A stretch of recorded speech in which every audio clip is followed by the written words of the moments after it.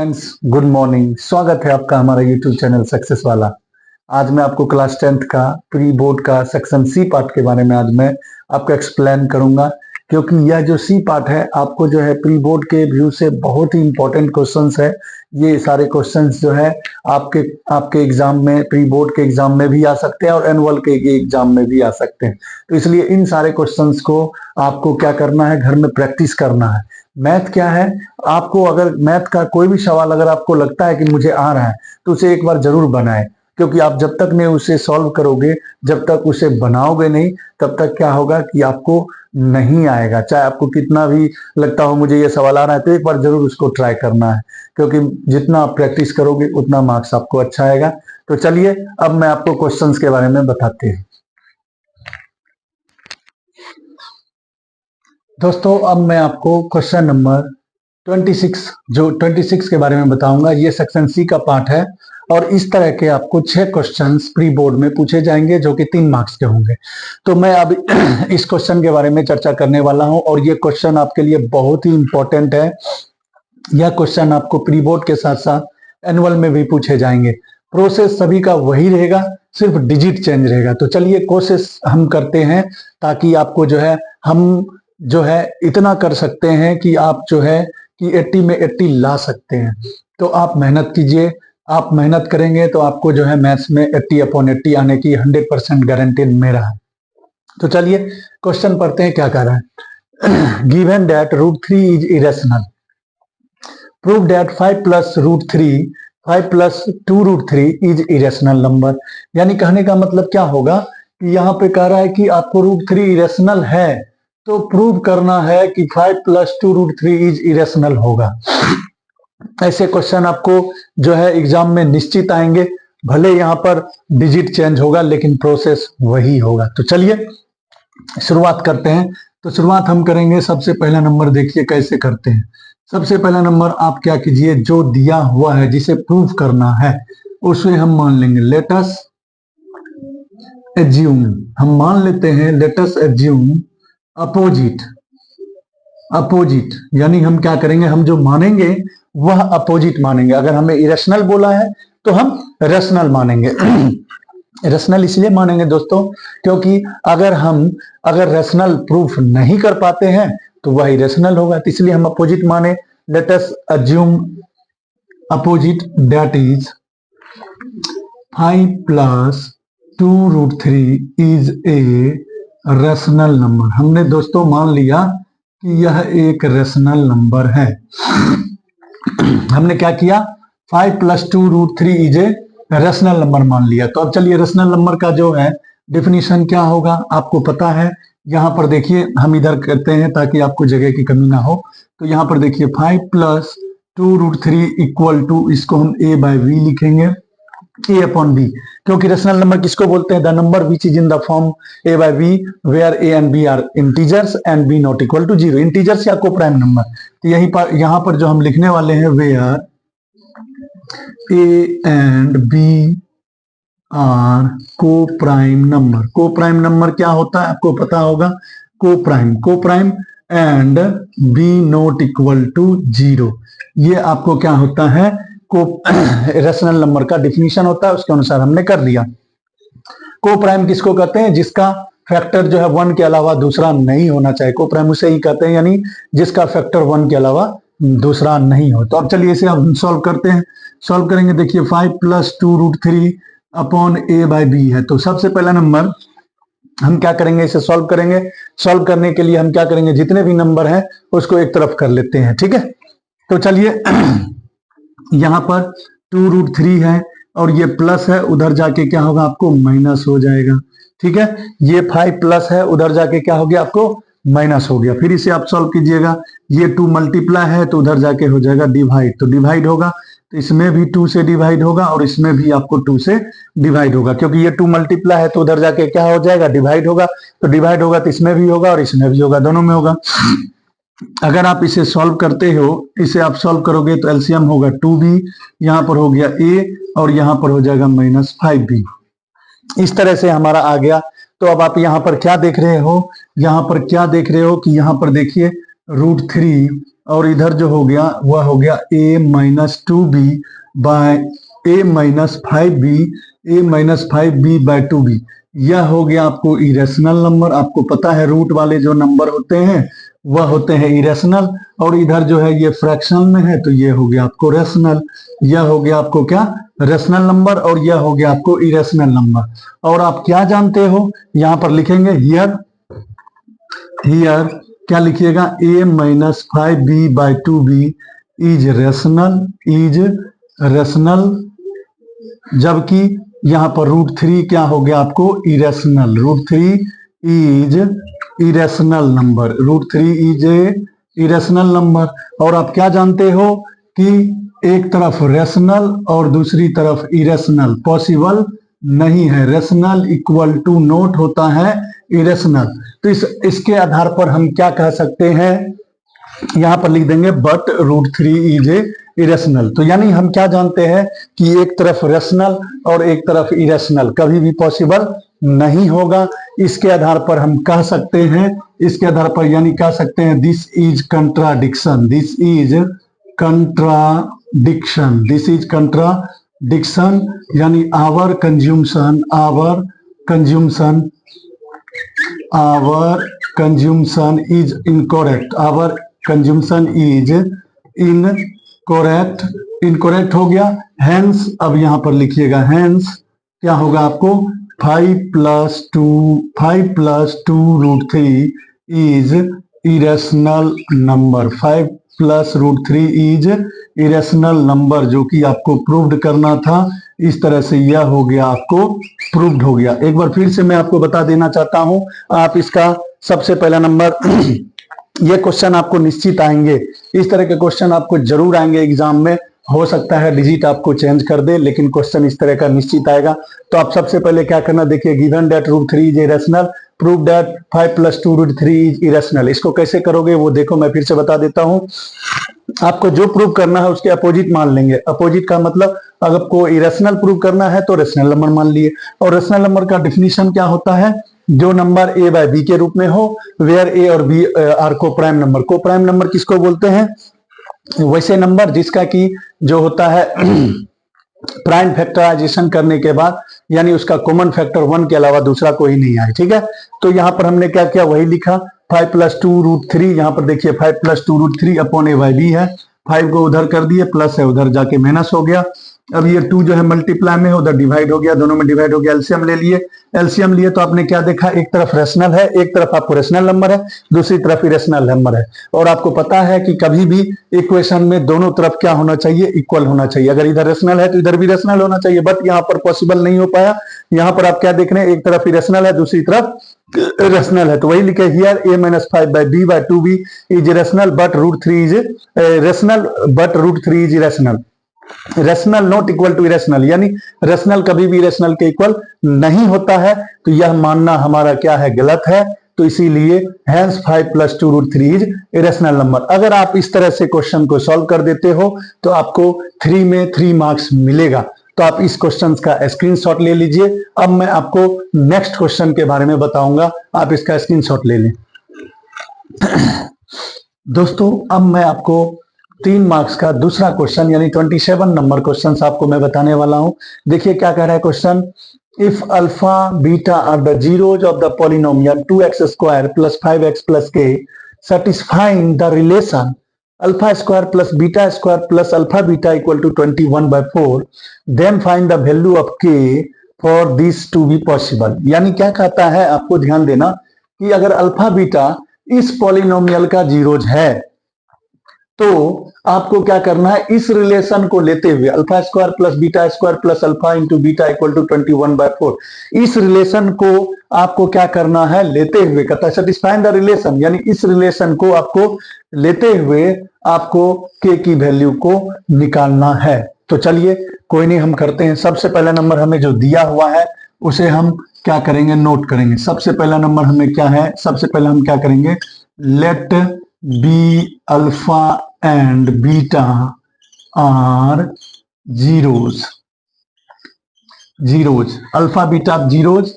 और जीरोज किसका है, पॉलिनोमियल पी एक्स किसका है, देखिए 2x² प्लस 5x प्लस के। यानी हमने क्या किया, हमें दिया हुआ है तो इसलिए alpha beta are zeros of polynomial. Polynomial क्या है, इसका है, ठीक है।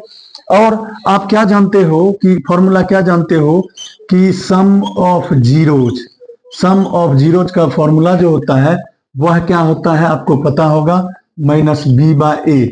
यानी ये जो सम ऑफ जीरोज है, यानी एक आपका जीरोज अल्फा है, एक जीरोज बीटा है, it means alpha plus beta equal to minus B by A. अब देखिए इस पॉलिनोमियल में आपको a इक्वल टू 2, यानी एक्स स्क्वायर का जो कोफिशिएंट होता है वह a कहलाता है, x का जो कोफिशिएंट होता है वह b कहलाता है, और जो कांस्टेंट टर्म होते हैं वह c कहलाता है। तो कांस्टेंट टर्म आपको k है। फिर से देखिए, किसी भी पॉलिनोमियल में कोफिशिएंट ऑफ एक्स स्क्वायर, यानी एक्स स्क्वायर के साथ जो नंबर होंगे वह होंगे a, फिर x के साथ जो नंबर होंगे वो होंगे b, और जो कांस्टेंट टर्म होते हैं वो कहलाते हैं c। तो चलिए सम ऑफ जीरोज आपने पढ़ा होगा, सम ऑफ जीरोज क्या होता है, minus B by A, it means alpha plus beta equal to minus B by A. अब हम वैल्यू को पुट करते हैं तो alpha plus beta equal to, अब यहां पर देखिए यहां पर b आपको क्या है, तो b आपको है 5, तो b हो गया -5 और a आपको हो गया कितना 2। तो इस तरह से अल्फा प्लस बीटा -5/2 हो गया। अभी फिलहाल इसको हम मान लेते हैं इक्वेशन नंबर 1। फिर उसी तरह हम क्या करेंगे, प्रोडक्ट ऑफ जीरोज को फाइंड करते हैं। देखिए प्रोडक्ट ऑफ जीरोज, उसी तरह फॉर्मूला क्या होता है आपको, c/a। तो प्रोडक्ट ऑफ जीरो क्या हो गया, alpha into beta c by a। तो c देखिए आपको क्या है, c है k और a है आपको कितना 2 है। तो इस तरह से इसको हम मान लेते हैं क्वेश्चन नंबर 2, क्योंकि हमें k की वैल्यू को फाइंड करना है और इस रिलेशन को लेते हुए आपको फाइंड करना है। तो चलिए अब हम जो हमें दिया हुआ है उसको हम सॉल्व करते हैं। देखिए हमें जो दिया हुआ है उसे सॉल्व करते हैं। तो हमें दिया हुआ है, देखिए एक काम करते हैं, सबसे पहला नंबर जो हमारा इक्वेशन फर्स्ट है उसे हम सॉल्व करने की कोशिश करते हैं। तो चलिए यहां पर लिखते हैं from equation first. Equation first को हम क्या करते हैं, सॉल्व करते हैं। इक्वेशन फर्स्ट हमारा क्या है, देखिए अल्फा प्लस बीटा है इक्वल टू -5/2 है। अब हम ऐसा करते हैं, हमें देखते हैं अल्फा स्क्वायर बीटा स्क्वायर आया है, तो ऐसा करते हैं दोनों तरफ स्क्वायरिंग कर लेते हैं। तो squaring on the both side, squaring on the both side, दोनों तरफ हम स्क्वायरिंग करते हैं। क्या देखते हैं, स्क्वायरिंग करने के बाद वो रिलेशन आता है। तो स्क्वायरिंग करते हैं, देखिए ये अल्फा प्लस बीटा है, इसका भी स्क्वायर करेंगे, और यहाँ पर -5/2 है, इसका भी स्क्वायर करेंगे। तो चलिए स्क्वायर करते हैं। तो a प्लस बी का होल स्क्वायर आपको पता है क्या होता है, a स्क्वायर यानी alpha square plus beta square plus 2 alpha beta into, ये देखिए -5/2 है, इसका स्क्वायर कीजिएगा तो होगा 25/4। अब देखिए हम क्या देखते हैं, यहां पर है alpha square plus beta square plus alpha beta. तो क्या 2 अल्फा बीटा को हम 2 बार अल्फा प्लस बीटा लिख सकते हैं, हाँ लिख सकते हैं। तो चलिए इसको लिखते हैं, alpha square plus beta square plus 2 alpha को हम लिख सकते हैं alpha beta plus alpha beta, 2 बार लिख सकते हैं, और ये 25/4 है, ठीक है। अब चलिए हम इधर सॉल्व करते हैं, यहाँ पे हम सॉल्व करते हैं, यहाँ पे सॉल्व करेंगे। देखिए अब इसका वैल्यू जो है हमारा alpha square plus beta square plus alpha beta का वैल्यू हमारे को दिया हुआ है कितना, 21/4। क्या इसके जगह पर हम 21/4 लिख सकते हैं, यस लिख सकते हैं, यहाँ 21/4, और इधर पर एक अल्फा बीटा हमारा बच गया है, तो अल्फा बीटा रहने देंगे, और इधर है आपको 25/4। अब देखिए अल्फा बीटा जो है, अल्फा बीटा ये उधर जाएगा माइनस हो जाएगा, ये 21/4 उधर जाके क्या होगा आपको माइनस होगा, 25/4 माइनस 21/4। इसे आप सॉल्व कीजिएगा, यहाँ देखिए अल्फा बीटा, इसको सॉल्व कीजिएगा तो होगा 4/4, इट मीन्स हो गया 1। अल्फा बीटा का वैल्यू आ गया 1। अब आपको जो है यहाँ पे रख देना है, अल्फा बीटा की जगह पर आपको 1 रख देना है। यहाँ पर लिख देते हैं putting the value alpha beta equal to 1 in equation number 2। देखिए दोस्तों ये जो है इसका पार्ट है, तो ऐसे रहने देते हैं, ठीक है। तो अब चलिए अल्फा बीटा के जगह पर हम रख देंगे, देखिए अल्फा बीटा जो हमारा है यहाँ पर अल्फा बीटा, देखिए यहाँ पर alpha beta equal to k/2 है। तो अल्फा बीटा के जगह पर आप रख दोगे, आपने वैल्यू यहाँ पर निकाला है 1, तो ये हो गया 1 equal to k/2, therefore k equal to क्या होगा, इधर 2 हो जाएगा, तो यानी k इक्वल टू हो गया 2। तो k इक्वल टू 2, आपको आंसर निकल गया। यहाँ पे पूछा था के की पॉसिबल वैल्यू क्या होगी, तो के की पॉसिबल वैल्यू क्या होगी, आपको 2 हो गया। तो दोस्तों आप जो है अभी तक जिन्होंने हमारे चैनल को सब्सक्राइब नहीं किया है दोस्तों, वो हमारे चैनल को सब्सक्राइब कर ले, लाइक करे और जितना हो सके शेयर करे, ताकि मैं आपको जो है इसी तरह जो है इस तरह के क्वेश्चंस जो होंगे आपके एग्जाम में आएंगे, मैं उसे सॉल्व करके आपके पास पहुंचा सकूं, ताकि जो है आपको मैथ्स में 80/80 मार्क्स आने में कोई भी प्रॉब्लम नहीं हो। तो दोस्तों आप इसका स्क्रीनशॉट ले लीजिए। अब मैं आपको नेक्स्ट क्वेश्चन बताऊंगा, इसका स्क्रीनशॉट ले लीजिए। दोस्तों क्वेश्चन नंबर 28 देखिए क्या कह रहा है। A fraction becomes 1/3 when 1 is subtracted from the numerator and it becomes 1/4 when 8 is added to its denominator. Find the fraction। कहता है आपको फ्रैक्शन फाइंड करना है। तो देखिए कैसे करेंगे। क्वेश्चन कहता है कि अगर किसी कोई फ्रैक्शन है 1/3 हो जाता है जब हम उसके नोमिनेटर में 1 को माइनस करते हैं, वही 1/4 हो जाता है जब हम इसमें ऐड 8 को करते हैं डोमिनेटर में। तो फाइंड इट्स फ्रैक्शन, फ्रैक्शन क्या होगा। तो चलिए इसे सॉल्व करते हैं। सबसे पहला नंबर हम क्या करेंगे कि लेट बी फ्रैक्शन, फ्रैक्शन हम मान लेते हैं। फ्रैक्शन जो है वह क्या है, x/y। हमने क्या किया, फ्रैक्शन मान लिया। हमने पूछा है कि फाइंड द फ्रैक्शन, तो फ्रैक्शन हम मान लिए x/y। अब देखिए अकॉर्डिंग टू क्वेश्चन हमें क्या कहा गया है, 1/3। A fraction becomes 1/3 when 1 is subtracted from the numerator। तो चलिए हमारा जो फ्रैक्शन है पहले उसको लिख लेते हैं। हमारा फ्रैक्शन है x/y। अब किसमें कह रहा है घटाने के लिए, देखिए किसमें माइनस करने के लिए, 1 is subtracted from the numerator। तो नोमिनेटर ऊपर वाला है तो इसमें 1 घटा लेंगे, 1 माइनस कर लेंगे तो ये हो जाता है 1/3। ये क्या हो जाता है 1/3। अब इसे हम सॉल्व करेंगे, तो सॉल्व कीजिएगा तो क्रॉस मल्टीप्लीकेशन करेंगे। क्रॉस मल्टीप्लीकेशन कैसे करेंगे, इसमें 3 से इंटू करेंगे, ये 3x होगा माइनस 3 होगा इक्वल टू ये y होगा। अब इसे सॉल्व कीजिएगा, ये y को इधर कर लीजिए 3x, ये प्लस है इधर होगा माइनस, और ये माइनस है उधर जाके हो जाएगा प्लस। इसको हम फिलहाल इक्वेशन 1 मान लेते हैं। ये इक्वेशन 1 हो गया। फिर उसी तरह देखिए दोबारा हमें क्या बोला है, अगेन हमें जो है दोबारा क्या बोला है वो देखिए। It becomes 1/4 when 8 is added to its denominator। यानी उसी तरह हम फ्रैक्शन लिख लेते हैं, x/y है, लिख लिए। अब कहां पर 8 ऐड करने के लिए बोला है, डोमिनेटर, तो डोमिनेटर नीचे वाला है तो इसमें 8 हम क्या करेंगे, ऐड कर देंगे। तो यह फ्रैक्शन कितना हो जाता है 1/4 हो गया। अब इसको सॉल्व करेंगे उसी तरह क्रॉस मल्टीप्लीकेशन करके सॉल्व करेंगे। क्रॉस मल्टीप्लीकेशन यानी ये हो जाएगा 4x, इसको इसके साथ कीजिएगा तो 1 से, तो ये y + 8। ऐसा करेंगे y को इधर ले आएंगे तो ये हो गया 4x, ये प्लस है इधर हो गया माइनस, ये हो गया 8। इसको हम मान लेते हैं इक्वेशन नंबर 2। अब हम क्या करेंगे, दोनों इक्वेशन को सॉल्व कर लेते हैं। इक्वेशन फर्स्ट इक्वेशन सेकेंड को किसी भी मेथड से आप सॉल्व कर लीजिए। तो चलिए हम यहाँ पर सॉल्व करते हैं। हमारा जो पहला इक्वेशन है देखिए 3x - y इक्वल टू 3 है, और दूसरा जो इक्वेशन है 4x - y इक्वल टू 8 है। तो हम क्या करेंगे, ये इक्वेशन फर्स्ट है, ये इक्वेशन सेकंड है। यहाँ पर हम लिख देते हैं from equation number first and equation number second. Equation first और इक्वेशन सेकंड को हम क्या कर रहे हैं, सॉल्व कर रहे हैं। फ्रॉम इक्वेशन नंबर फर्स्ट और इक्वेशन नंबर सेकंड को सॉल्व करेंगे। तो सॉल्व करने के लिए देखिए आप किसी भी मेथड को यूज कर सकते हैं। तो हम इसको हम सॉल्व करने के लिए एलिमिनेशन मेथड का यूज करते हैं। एलिमिनेशन मेथड में क्या होता है, किसी एक टर्म को इक्वल करना होता है। तो यहाँ पर देखने हमारा एक टर्म पहले से इक्वल है, यहाँ y है, तो सिर्फ साइन को हमें चेंज करना है। तो यहाँ पर हम सब्सट्रैक्टिंग कर देते हैं।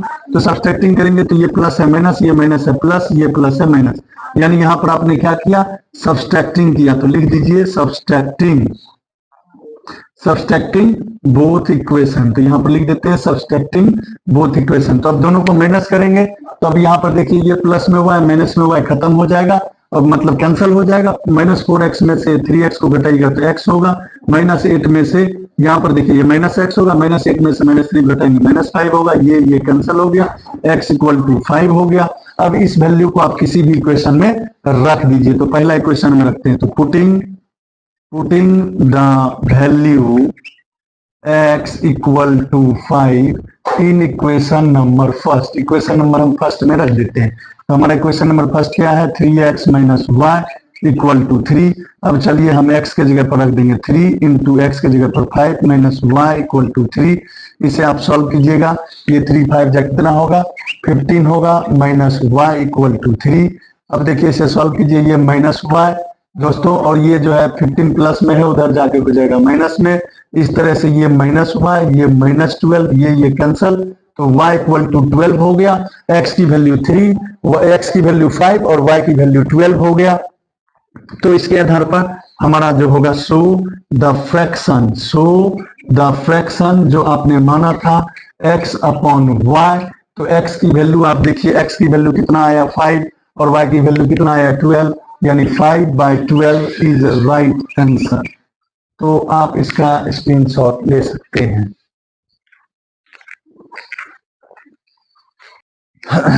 दोस्तों अब ये देखिए क्वेश्चन नंबर 28 का दूसरा पार्ट है, यानी और पार्ट है, उसे हम किस प्रकार से सॉल्व करेंगे उसके बारे में देखते हैं। क्वेश्चन क्या कर रहा है, कहता है the area of a rectangle gets reduced by 9 square units. कहता है अगर किसी रेक्टेंगल का जो एरिया है वह 9 स्क्वायर यूनिट्स है, if its length is reduced, कहता है अगर किसी का जो लेंथ है उसको रिड्यूस्ड कर दिया जाए 5 units, and breadth is increased by 3 units, अगर ब्रेथ को 3 यूनिट्स बढ़ा दिया जाए, यानी कहता है किसी रेक्टेंगल है, अगर किसी रेक्टेंगल का जो है ना 9 स्क्वायर यूनिट जो होता है एरिया कम हो जाता है, कब, जब उसके लेंथ में हम 5 कम कर दें और ब्रेथ को 3 बढ़ा दें। फिर क्या कहता है उसी में उसका, फिर उसी क्वेश्चन में कहता है अगर हम 3 यूनिट बढ़ा दे किसमें, लेंथ में, and the breadth by 2 units, यानी अगर हम ब्रेथ को 2 यूनिट्स बढ़ा दे, यानी लेंथ को भी 3 यूनिट्स बढ़ा दे और ब्रेथ को भी 2 यूनिट्स बढ़ा दे, इस तरह से एरिया जो है कहता है 67 स्क्वायर यूनिट्स ज्यादा हो जाता है, इंक्रीज कर जाता है। तो कहता है बताइए उस रेक्टेंगल की डायमेंशन क्या होगी, डायमेंशन मतलब लेंथ और ब्रेथ बताना। तो चलिए इसको हम सॉल्व करते हैं, बहुत ही आसान क्वेश्चन है, इसे देखिए हम तुरंत और आसानी से कैसे सॉल्व करेंगे। सबसे पहला नंबर आप क्या कीजिए कि यहाँ पे बात की गई है रेक्टेंगल का, तो आप क्या कर लीजिए, मान लीजिए let the length of the rectangle, आप क्या कीजिए लेंथ ऑफ रेक्टेंगल को मान लीजिए लेंथ ऑफ रेक्टेंगल जो है x हो गया। उसी तरह मान लेते हैं ब्रेथ, ना ही हमें लेंथ पता है ना ही हमें ब्रेथ पता है, तो ब्रेथ मान लेते हैं, ब्रेथ ऑफ रेक्टेंगल मान लिए कितना है y मान लिए, यानी let the length of rectangle x मान लिए और ब्रेथ मान लिए y। अब बताइए जब लेंथ x है और ब्रेथ y है तो एरिया क्या होगा, area of the rectangle, area of rectangle आपको पता है लेंथ इंटू क्या होता है ब्रेथ, L इंटू बी, तो लेंथ आपने माना x और ब्रेथ है आपका y, इस तरह से एरिया जो होगा वह होगा x into y square unit. तो अब जो है आगे हम क्या करते हैं, इसमें जो कह रहा है उसे हम करेंगे, तो उसे हम कैसे करेंगे, तो अब देखना है यहाँ पर हमें क्या बोला है कि लेंथ को 5 मीटर घटा दिया जाए और ब्रेथ को 2 यूनिट बढ़ा दिया जाए। तो देखिए लेंथ में अकॉर्डिंग टू क्वेश्चन जो हमें बोला है उसके अनुसार क्या कर रहा है कि लेंथ जो है उसमें क्या करना है 5 आपको रिड्यूस करना है, तो लेंथ में 5 रिड्यूस कर देते हैं इनटू, क्योंकि आपको पता है कि एरिया ऑफ रेक्टेंगल क्या होता है लेंथ इंटू ब्रेथ, तो लेंथ में बोला है 5 यूनिट को माइनस किया जाए, and breadth is increased by 3 units, breadth में हम 3 यूनिट्स बढ़ा देते हैं और इस दोनों को मल्टीप्लाई करेंगे लेंथ इंटू ब्रेथ, तो आगे जो आएगा आपको एरिया वो क्या होता है 9 स्क्वायर यूनिट कम हो जाता है। तो जो एरिया था एक्स वाई जो आपने निकाला था उसमें 9 क्या होता है कमी हो जाता है। फिर से मैं आपको बता देना चाहता हूं क्या कह रहा है कि अगर लेंथ में 5 यूनिट क्या किया जाए, देखिए if the length is reduce 5 units घटा दिए, and the breadth is increase by 3 units, breadth में 3 यूनिट्स को बढ़ा देते हैं, तो इस तरह से जो उसकी एरिया होती है वो 9 स्क्वायर यूनिट कम हो जाती है। पहले the area of rectangle gets reduced by 9 square unit, तो 9 स्क्वायर यूनिट इसमें घटा कम कर दिए। अब इसे सॉल्व कीजिए, इसको मल्टीप्लाई करेंगे। इसे हम क्या करेंगे, क्योंकि आपको पता है area of rectangle length into breadth, तो लेंथ इंटू ब्रेथ इसको मल्टीप्लाई करते हैं, एक्स इंटू वाई, ये क्या होगा एक्स वाई होगा। फिर देखिए प्लस है 3, मतलब इस एक्स से दोनों में इंटू करेंगे तो x into y x y, x into 3 3x हो गया। फिर इस 5 से इस दोनों में मल्टीप्लाई करेंगे तो 5 minus 5 into Y minus 5y हो गया, प्लस माइनस माइनस 5 3 जा 15 इक्वल टू इधर है एक्स वाई माइनस 9। अब यहाँ पर देखिए ये एक्स वाई जो है ये प्लस में है, इधर भी एक्स वाई है, ये एक्स वाई इधर आएगा तो ये एक्स वाई कैंसिल हो जाएगा क्योंकि प्लस है, इधर आके हो जाएगा माइनस। यहाँ पर हो गया 3x माइनस 5y और ये माइनस है उधर जाके हो जाएगा प्लस, इधर ऐड कर लेंगे तो इस तरह से 3x minus 5y equal to ये कितना हो गया आपको 6 हो गया। इसको अभी हम मान लेते हैं क्वेश्चन नंबर फर्स्ट। फिर उसी तरह अगेन, फिर इसी तरह देखिए दोबारा हमें क्या कह रहा है कि अगर जो है if we increase the length by 3 units, length आपका क्या है x, तो x में 3 यूनिट्स बढ़ा लीजिए। फिर क्या कहता है and the breadth by 2 units, यानी ब्रेथ को भी 2 बढ़ा लीजिए तो y प्लस 2 होगा। इस तरह से जो होता है एरिया, जो होता है एरिया जो आपने निकाला है एक्स वाई, उसमें क्या होता है 67 क्या होता है बढ़ जाता है, इंक्रीज कर जाता है, तो कर लेंगे। फिर इसे भी उसी तरह मल्टीप्लाई करेंगे, x into y x y होगा, प्लस x इंटू 2 2x होगा, प्लस 3 इंटू वाई 3y होगा, प्लस 3 2 जा 6 होगा। यहाँ पर हो गया एक्स वाई प्लस 67। अब देखिए एक्स वाई से कैंसिल हो गया, यहाँ पर हो गया 2x plus 3y equal to, यह प्लस है उधर जाके हो जाएगा माइनस 67 माइनस 6 यानी ये हो गया 61। तो इस तरह से इसको हम मान लेंगे इक्वेशन नंबर सेकेंड, यानी आपको इक्वेशन फर्स्ट इक्वेशन सेकेंड निकल गया। अब इसे आप किसी भी मेथड से सॉल्व कर सकते हैं। तो चलिए from equation number first and equation number second, equation first और इक्वेशन सेकेंड को हम सॉल्व करते हैं। तो इक्वेशन फर्स्ट आपका क्या है 3x minus 5y equal to कितना है 6, और दूसरा आपको क्या है देखना है 2x plus 3y equal to 61 है। अब इसे आप सॉल्व कीजिए।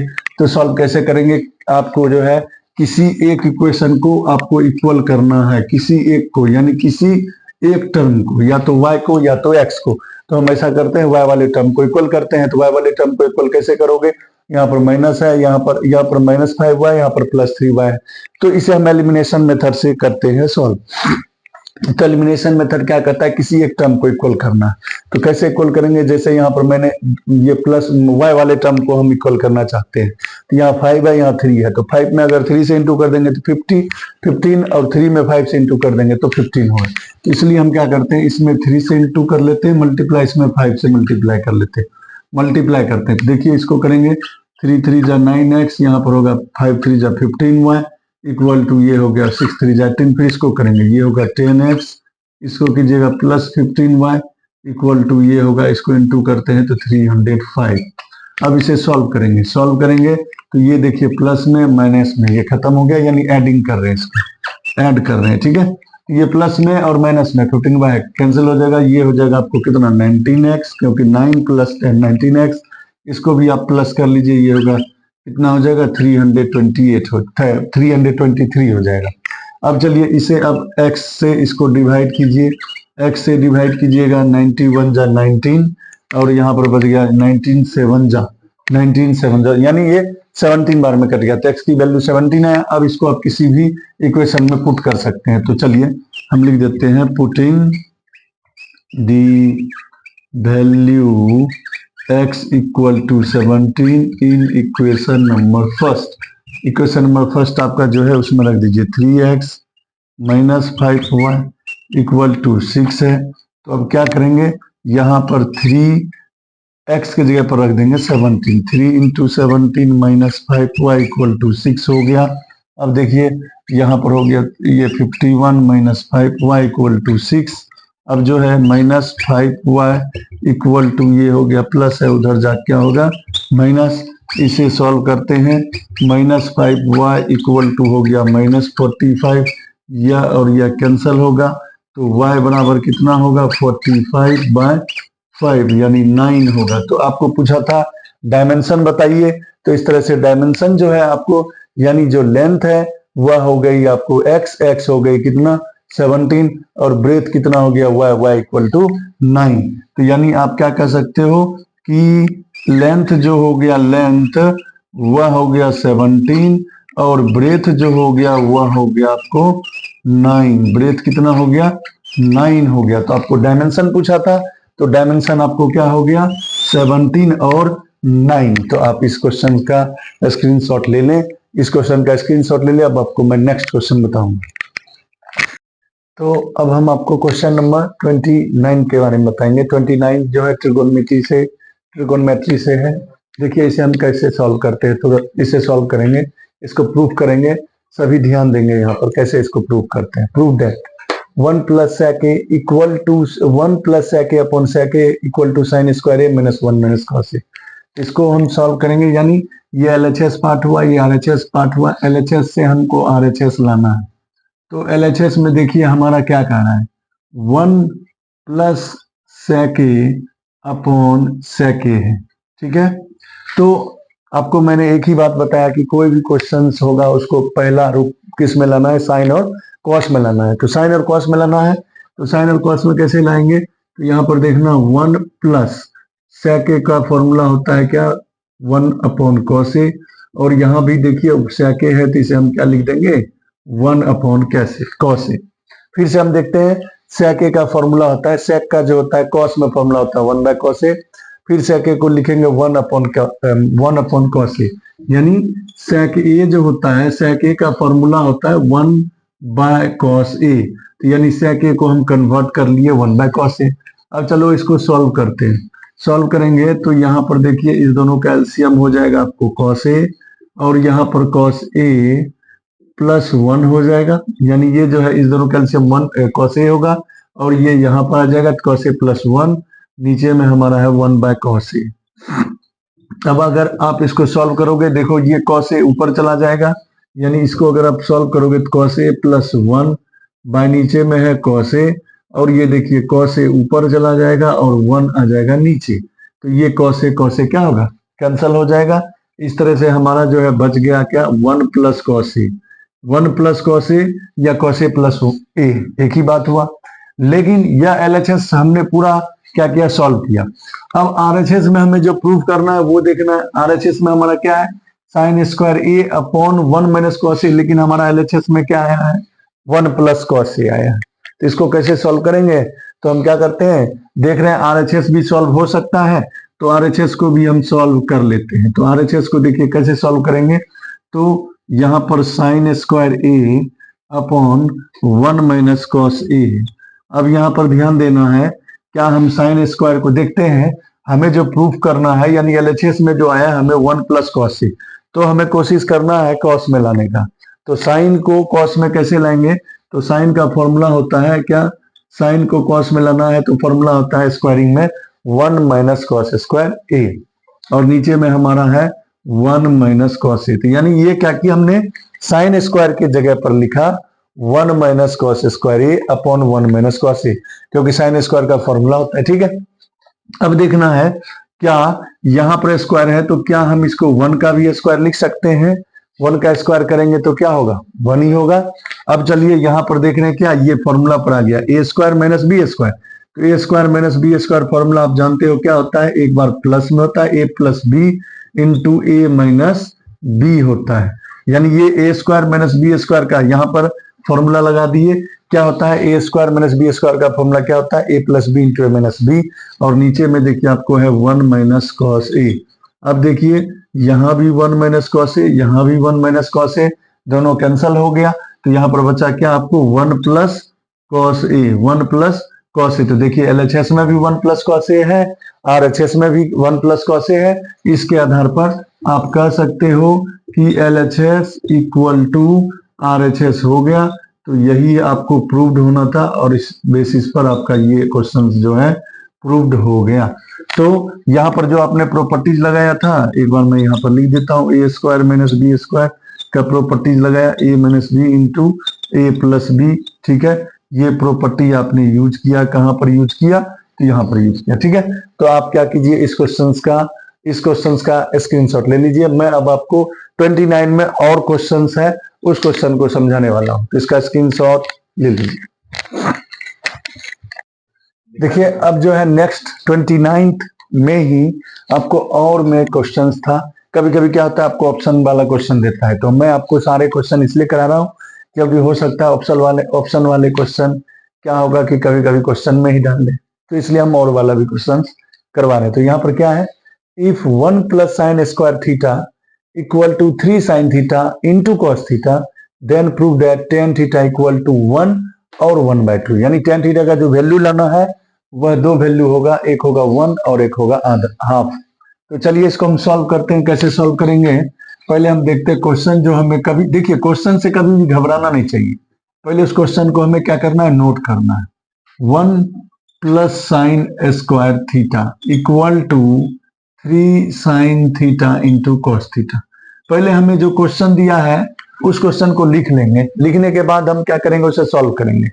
सॉल्व करते हैं, देखते हैं कहां तक यह सॉल्व हो सकता है, फिर आगे हम क्या करेंगे, उसमें कुछ ना कुछ क्या करेंगे, माइंड को यूज करेंगे। तो चलिए सबसे पहला number 1 plus sine square theta है, तो 1 प्लस साइन स्क्वायर थीटा है, तो आपको पता है 1 प्लस साइन स्क्वायर थीटा क्या होता है, कोस स्क्वायर थीटा होता है। ठीक है, तो यहां पर हम यहां पर देखते हैं 1 प्लस साइन स्क्वायर थीटा है। 1 प्लस साइन स्क्वायर थीटा का फॉर्मूला कुछ नहीं होता है, क्या होता है, नहीं होता है, क्योंकि 1 माइनस साइन स्क्वायर थीटा होता है। आपको पता है, क्या पता है कि sine square theta plus cos square theta equal to 1 होता है, पता है ना ये फॉर्मूला। और अगर आपको यहां पर लिखा है 1 plus sine square theta, 1 plus sine square theta, तो फॉर्मूला होता नहीं है, बट इतना जरूर होता है कि sine square theta plus cos square theta equal to 1 होता है। इस 1 के जगह पर हम लिख सकते हैं इस बात को, sine square theta plus cos square theta equal to 1। किसके जगह पर हम लिखे, 1 के जगह पर लिख दिए sign square theta plus cos square theta. ठीक है, प्लस यहां पर देखिए क्या है, आपको साइन स्क्वायर थीटा है, इसको रहने देंगे, इक्वल टू यह हो गया आपको 3 sine theta into cos theta. अब यहां पर देखना, अब आपको 2 बार हो गया साइन, तो इसको हम क्या लिखेंगे, 2 साइन स्क्वायर थीटा। ये 2 बार है तो इसे हम लिख लेंगे 2 साइन स्क्वायर थीटा। यहां पर हो गया cos square theta equal to, इधर देखिए sine theta, 3 sine theta into cos theta.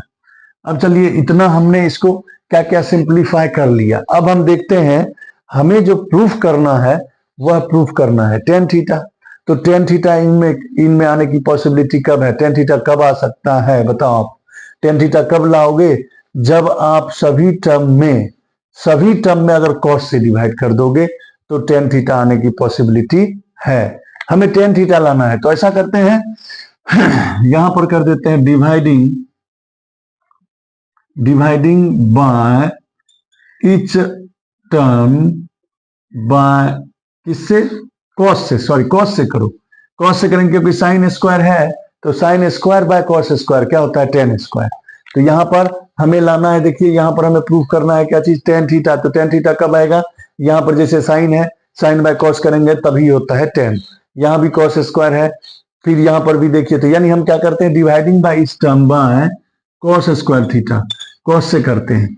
तो अब देखो यहां पर आपको 2 साइन स्क्वायर थीटा है, इसमें कर लीजिए कॉस से, तो ये हो जाएगा कॉस स्क्वायर। मतलब हमने क्या लिखा, dividing by each term by cos square theta. Cos square theta से क्यों डिवाइड कर रहे हैं, क्योंकि हमें प्रूफ करना है टेन थीटा, तो साइन बाय कॉस ही होता है टेन थीटा, इसे तो आ नहीं सकता है। तो इसलिए हमने क्या किया, प्रत्येक टर्म में, हर एक टर्म में कॉस स्क्वायर से हमने क्या किया, डिवाइड किया। प्रत्येक में, हर एक में कॉस स्क्वायर थीटा से डिवाइड कर रहे हैं। यहां भी देखिए 3 sine theta into cos theta है, अपॉन यहां पर भी हो जाएगा कॉस स्क्वायर थीटा।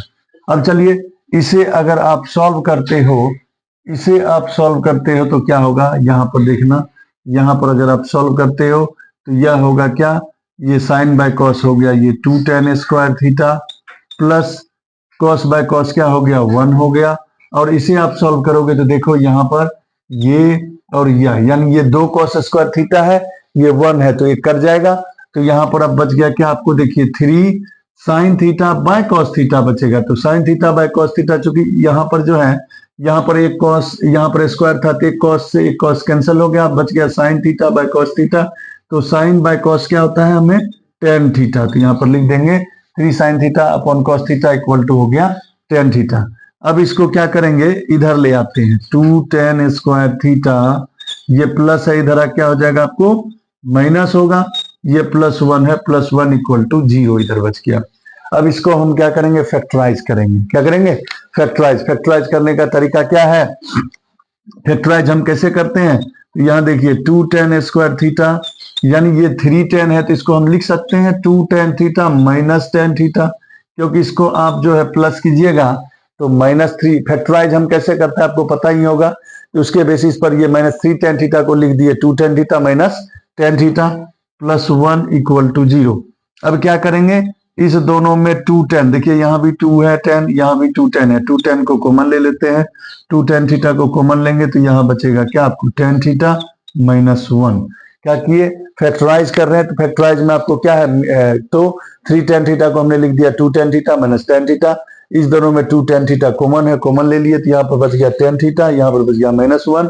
फिर इसमें देखते हैं -1 को कॉमन ले लेते हैं तो यहाँ भी होगा tan थीटा -1 इक्वल टू 0। अब फैक्टराइज में क्या करोगे, यह दोनों एक साथ होगा, देखिए यहाँ पर 2 tan थीटा -1, ये देखिए 2 tan थीटा -1 इक्वल टू 0 होगा, और एक बार क्या होगा tan theta -1 equal to 0, tan theta -1 equal to 0। अब आप इसको सॉल्व कीजिए तो 2 tan थीटा इक्वल टू, ये माइनस है उधर जाके प्लस होगा, और ये इस तरह से tan थीटा इक्वल टू हो गया 1/2। यहाँ पर भी tan थीटा को आप सॉल्व कीजिए, ये माइनस है उधर जाके हो गया प्लस। तो हमें जो प्रूफ करना था tan थीटा इक्वल टू 1 और 1/2 तो आ गया, therefore tan theta equal to 1 और 1/2, यही आपको प्रूव्ड करना था। इस तरह से यह हो गया प्रूव्ड। तो अब इस क्वेश्चन को आप क्या कर लीजिए, स्क्रीनशॉट ले लीजिए, और तुम लोग जो है अभी तक में इसका स्क्रीनशॉट ले लो।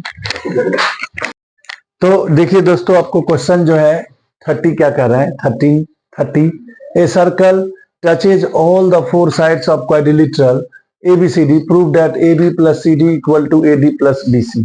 तो यहाँ पर क्या करते हैं, हम क्या करते हैं, एक सर्कल पहले ड्रॉ कर लेते हैं, सर्कल आसानी रहेगा। मान लीजिए ये सर्कल हमने ड्रॉ कर लिया, अब इसके चारों साइड को टचेज करते हुए चलिए क्वाड्रिलेटरल हम ड्रॉ कर लेते हैं, ठीक है, क्वाड्रिलेटरल ड्रॉ कर लेते हैं, क्वाड्रिलेटरल ड्रॉ कर लेते हैं, ठीक है, क्वाड्रिलेटरल ड्रॉ कर लेते हैं।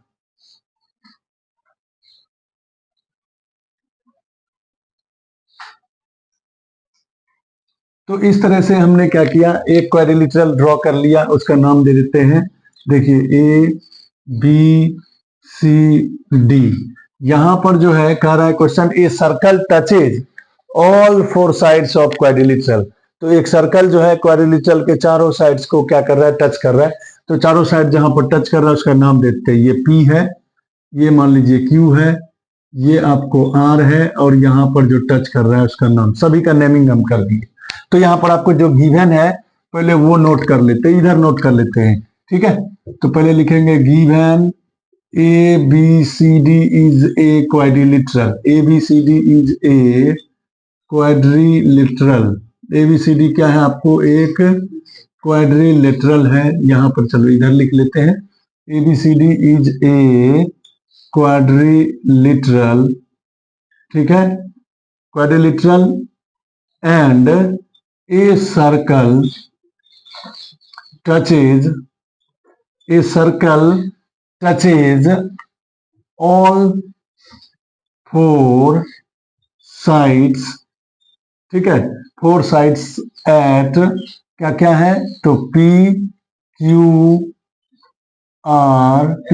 PQR and S respectively. इसको नोट कर लेते हैं, जो हमने किया है उसे नोट कर लेते हैं, ठीक है। फिर से देखिए हमने क्या लिखा, ABCD is a quadrilateral and a circle touches all 4 sides at देखिए PQRS रिस्पेक्टिवली। ये जो आपको टच कर रहा है जो, उसका हमने नाम लिख दिया। अब देखिए इतना करने के बाद जो हमें प्रूव क्या करना है, प्रूव्ड हमें जो करना है वह क्या करना है, इधर थोड़ा आ जाते हैं। देखिए प्रूव दैट, प्रूव जो हमें करना है, प्रूव जो करना है, गिवन जो था हमने नोट कर लिया पहले यहाँ पे। अब प्रूव जो हमें करना है वो लिखते हैं। प्रूव करना है ए बी, यानी यह जो ए बी है प्लस सी डी है वह, यानी ए बी जो है वह सी डी प्लस करेंगे, और इधर उसी तरह देखिए A D plus B C, यह हमें प्रूव करना है। ठीक है, तो प्रूव जो करना है, अब यहां पर ध्यान दीजिए, आपने थ्योरम पढ़ा होगा, क्या पढ़ा होगा कि जो सर्कल में होते हैं टेंजेंट्स जो भी एक्सटर्नल पॉइंट से खींचे हुए होते हैं वह क्या होते हैं, आपस में इक्वल होते हैं। वो आपस में क्या होते हैं, इक्वल होते हैं। तो वही चीज लिखेंगे, we know that tangents are drawn from external to circle are equal। Short में लिख दिया मैंने, ठीक है। बस आपको याद रखना है, क्या याद रखना है कि we know that tangent are drawn from external, यानी जो टेंजेंट होता है ना वह बाहर से, अगर सर्कल के बाहर में जो खींचा हुआ होता है वह आपस में इक्वल होता है। तो अब चलिए यहां से स्टार्टिंग करते हैं। देखिए तो यह होगा A P equal to A S. यहां पर देखो यह टेंजेंट है, यह टेंजेंट है, ये दोनों की लेंथ आपस में क्या होंगे, इक्वल होंगे। तो इस आधार पे आप कह सकते हो ए पी इक्वल टू, देखिए A P equal to A S. ठीक है, उसी तरह इसको देखिए, यह जो होगा इक्वल होगा, यानी इसको क्या कह सकते हो, BP equal to B Q, BP equal to B Q, क्या बोल सकते हो। फिर उसी तरह देखो इसको आप क्या कहोगे, C Q equal to C R, C Q equal to C R. फिर उसी तरह देखिए इधर करेंगे, इधर करोगे तो क्या होगा, D R equal to D S. ये देखियो D R equal to D S, D R equal to D S, यानी ये सारे टेंजेंट है और टेंजेंट के लेंथ आपस में क्या होते हैं, इक्वल होते हैं। फिर से मैं बता वही चीज लिखे, we know that tangent are drawn from external to circle are equal, यानी बाहर में जितने भी टेंजेंट होंगे वो आपस में इक्वल होते हैं सर्कल पर। तो ये हो गया आपको AP equal to A S, उसी तरह आपको होगा BP equal to B Q, उसी तरह देखिए C Q equal to C R, उसी तरह क्या होगा आपको D R equal to D S. क्या इतना हो गया। अब जो हमें प्रूफ करना है वहां पर हम ध्यान देते हैं। हमें जो प्रूव करना है उस चीजों को हम लिखते हैं। देखिए हमें जो प्रूव करना है एलएचएस लिख लेते हैं, एलएचएस हम लिख लेते हैं। एलएचएस में हमें क्या है, A B plus C D, A B plus C D, sorry मतलब क्या हम करेंगे, यहां पर जो हमें प्रूव करना है एलएचएस और आरएचएस को प्रूव करना है, तो उस चीज को अब हम करेंगे। तो चलिए एलएचएस में हमारा क्या है, A B plus C D. तो A B plus C D क्या करेंगे, देखिए यहां पर ए बी जो है, ए बी ये है, तो क्या ए बी को हम क्या लिख सकते हैं, A P plus P B लिख सकते हैं कि नहीं लिख सकते हैं, बताइए। ए बी को क्या लिखेंगे, A P plus P B, A P plus P B लिख सकते हैं। प्लस अब देखिए आपको सी डी है, यहां पर सी डी है, तो सी डी को आप क्या लिखोगे, सी डी को आप क्या लिखोगे, ध्यान देना, सी डी को D R plus R C या सी आर लिख सकते हो, यानी इसे क्या लिख सकते हो, D R plus C R लिख सकते हो। किसको, यहां पर देखिए ए बी के जगह पर हमने लिखा, ए बी के जगह पर लिखा, ए बी को हम लिखे A P plus P B हो गया। ठीक है, उसी तरह आप सी डी को क्या लिखोगे, सी डी को क्या लिखोगे, D R plus C R लिख सकते हो। ओके, अब यहां पर ध्यान देना, अब ए बी यहां पर ध्यान देना, देखो क्या ए पी किसके इक्वल है, ए एस के इक्वल है। तो क्या ए पी के जगह पर हम ए एस लिख सकते हैं, बोलिए लिख सकते हैं कि नहीं लिख सकते हैं। फिर देखना उसी तरह, अब यहां पर ध्यान देना है, ए एस लिख दिए, किसके जगह पर हमने लिखा, ए पी के जगह पर हमने लिख दिया, ए पी के जगह पर हमने लिख दिया, जो हमें दिया हुआ था उसके जगह पर हमने लिख दिया। ए पी किसके इक्वल है, ए एस के इक्वल है। और यहां पर देखिए इसको ए एस के इक्वल है, प्लस एक को कन्वर्ट कर लीजिए, ठीक है, एक को कन्वर्ट करना है, दूसरे को अभी रहने दीजिए फिलहाल, फिर उसका हम यूज देखेंगे कहां पर होगा। ठीक है, प्लस उसी तरह हम मतलब अगर सबको चाहते हैं तो आप सबको कर सकते हो, सबको करना है सबको कर दीजिए, कोई फर्क नहीं पड़ता है। अब देखिए बीपी, अब यहां पर देखिए यहां पर एपी के जगह पर लिख दिए ए एस, पीबी, पीबी के जगह पर हम लिख सकते हैं, मतलब ये जो है बीपी या बीपी, ये हो गया B Q, plus D R के जगह पर क्या लिख सकते हो आप, D S, plus C R के जगह पर आप क्या लिख सकते हो, सी आर, सी आर के जगह पर यहां पर देखो यहाँ पर जो है CR, ये CR के जगह पर आप लिख सकते हो CQ। अब यहाँ पर ध्यान देना, ये जो है हमने लिख लिया। अब लिखने के बाद आपको क्या करना है मालूम है, देखो AS और DS को एक साथ कर लो। देखो AS और DS को एक साथ कर लो। यहां पर देखना AS और DS, अगर AS को हम DS के साथ कर लें, ठीक है, प्लस अब देखो BQ और CQ को एक साथ कर लो। किसको किसको? BQ और CQ को एक साथ कर लो। तो अब आप यहां पर ध्यान देना बच्चों, AS DS, देखना यहां पर AS DS, ठीक है, AS प्लस DS यानी क्या होगा आपको? AD होगा। AS प्लस DS आपको यहां पर देखो, AS प्लस DS क्या होगा आपको? AD होगा, plus BQ plus CQ, BQ plus CQ, यहां पर ध्यान देना, BQ प्लस CQ को हम क्या लिख सकते हैं? BC लिख सकते हैं कि नहीं लिख सकते हैं? तो ये हो गया BC। तो यानी आपको जो है LHS में क्या था? A plus CD। अब आपको ये जो प्रूफ आ गया, क्या ये आ गया, यही हमको प्रूफ करना था। LHS से हमने क्या किया? RHS ले आया। तो यानी LHS इक्वल टू RHS, यानी LHS में हमारा क्या था? LHS में हमारा था A प्लस CD और हमने लाया क्या? AD प्लस BC, यही हमें प्रूव करना था। इस आधार पर यह हो गया प्रूव्ड। तो आप इस क्वेश्चन का स्क्रीनशॉट ले लें, जल्दी से स्क्रीनशॉट ले लें, ठीक है। और जिन्होंने अभी तक मेरे चैनल को जो है सब्सक्राइब नहीं किया, वो हमारे चैनल को सब्सक्राइब कर ले। दोस्तों अब मैं आपको क्वेश्चन नंबर 31 के बारे में बताऊंगा। यानी यह जो है आपको कहने का मतलब यह हुआ कि जो आपको 3 मार्क्स का यह जो है लास्ट क्वेश्चन होगा, सेक्शन सी का लास्ट क्वेश्चन है। इस क्वेश्चन को कैसे सॉल्व करेंगे, देखिए, 1 card is drawn from a well shuffled deck of 52 cards, find the probability of getting, कहता है ए रेड फेस कार्ड। देखिए सबसे पहला आपको पता होना चाहिए, ये चूंकि प्रोबेबिलिटी में कार्ड से रिलेटेड जो है क्वेश्चन है, आपको कार्ड 4 प्रकार के होते हैं। 4 प्रकार के कार्ड होते हैं, तो 4 प्रकार के कार्ड में आपको क्या होगा, याद रखना पड़ेगा। 2 होते हैं ब्लैक कार्ड होते हैं और 2 रेड कार्ड होते हैं, ठीक है। तो ब्लैक कार्ड जो होते हैं वह हो गए, देखिए प्रत्येक कार्ड होते हैं, मैं आपको एक शॉर्ट में समरी कर रहा हूं। तो इस तरह से टोटल 52 कार्ड होंगे। टोटल 52 कार्ड में से आपको जो है कहने का मतलब दो टाइप के जो कार्ड होंगे वो ब्लैक होंगे और 2 टाइप के जो कार्ड होंगे वो रेड होंगे। तो इस तरह से टोटल ब्लैक हो गया 26 और जो है टोटल रेड हो गया कितना, आपको हो गया 26, यानी इस तरह से टोटल हो गया 52।